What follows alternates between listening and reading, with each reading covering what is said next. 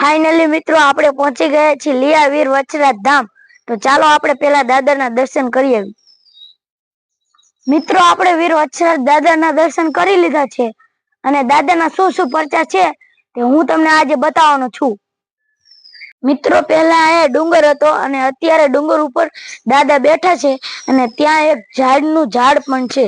મિત્રો આ છે પૂંજા બાપાની દેરી અને તેમની ભક્તિથી ને દાદા અહીંયા આવ્યા છે।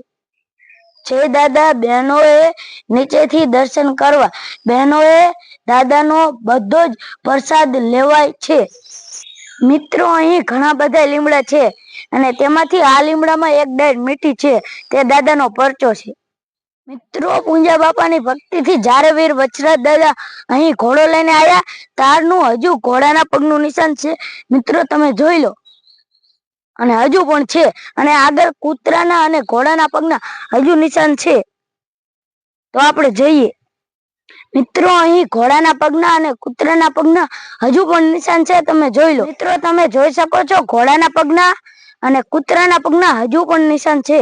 મિત્રો તમને આ વીર વછરાજ દાદાના પરચા દેખાડ્યા તે વિડીયો સારો લાગ્યો હોય અને આવા નવા વીર વછરાજ દાદાના પરચા જોવા હોય તો મારી YouTube ચેનલ કાનોબા 04 માં આવી જશે।